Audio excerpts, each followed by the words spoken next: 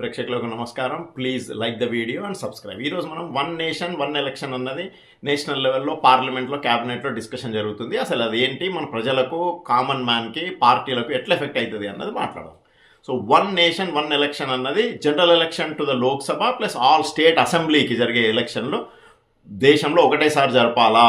ఇది ఇప్పుడు మనము ఒకసారి జనరల్ ఎలక్షన్ జరిగినాక స్టేట్ ఎలక్షన్లు ఈ 5 ఏళ్లలో ఎవ్రీ 3 monthsకి వస్తుంటే ఒక group or BJP led group అన్నది ఏంటంటే దీనివల్ల డిస్టర్బెన్స్ జరుగుతుంది, దీనివల్ల ఖర్చు ఎక్కువ అవుతుంది, దీనివల్ల అడ్మినిస్ట్రేషన్ సరిగ్గా చేయలేకపోతున్నాము, ప్రతిసారి ఎలక్షన్ ఉన్నప్పుడు కోడ్ ఆఫ్ కాండక్ట్ ఉంటే మనం ప్రజలకు కావాల్సిన పనులు ఇంప్లిమెంట్ చేయలేకపోతున్నాము, మ్యాండేట్ ఒకసారి 5 yearsకి వస్తే ఎవ్రీ 3 monthsకి వచ్చి మనం రిపోర్ట్ కార్డ్ ప్రజెంట్ చేయాల్సి వస్తుంది. ఇది దేశానికి జీడిపికి అంత డిస్టర్బెన్స్ అవుతుంది. వన్ నేషన్ వన్ ఎలక్షన్ అన్నది 1952, 57, 62, 67లో ప్రశాంతంగా జరిగినప్పుడు ఇప్పుడు ఎందుకు జరపకూడదు అన్నది వాళ్ళ వాదన. దానికి కౌంటర్గా వాదన కాంగ్రెస్ లెడ్ గ్రూప్ అనమాట. ఇప్పుడు మీరు బీజేపీ యాజ్ అండ్ సెంటర్లో పవర్ఫుల్ ఉన్నారు, పార్టీ పవర్ఫుల్గా ఉంది, డబ్బులు చాలా ఉన్నాయి. సో ఇది వన్ నేషన్ వన్ ఎలక్షన్ తీసుకొని వస్తే సెంట్రల్ పార్టీ అయినా మీకు మేజర్గా యాజ్ ఇన్ బీజేపీకి, లేకుంటే మాకు అడ్వాంటేజ్ అవుతుంది, రీజనల్ పార్టీస్కి డిసడ్వాంటేజ్ అవుతుంది. ఒకవేళ వన్ నేషన్ వన్ ఎలక్షన్ వస్తే మోదీ అన్నవారు డిక్టేటర్ అవుతారు. మీరు కంట్రోల్ లేకుండా ఫెడరల్ గవర్నమెంట్లని లెక్క చేయకుండా పనిచేసే ఛాన్స్ ఉంది. డబ్బులు ఖర్చు అయితే ఏమైంది, డెమోక్రసీలో ఖర్చు చేయొచ్చు. ఎలక్షన్లు ఎవ్రీ 3 monthsకి ఉండాలా, దాన్నే డెమోక్రసీ అంటారు అన్నది వాళ్ళ ఆర్గ్యుమెంట్. సో ఇప్పుడు దానికి కావాల్సింది ఇది ఆర్గ్యుమెంట్స్, లీగల్ పొజిషన్ అయిందనమాట. సో 4 సార్లు మనకు ఇండిపెండెన్స్ వచ్చినప్పటి నుంచి జరిగింది. సో ఇప్పుడు ఒకవేళ చెయ్యాలా అనుకుంటే అదంత ఈజీ కాదు. సో దాన్ని ఫస్ట్ మనం ఒక డిస్కషన్ మొదలుపెట్టాము.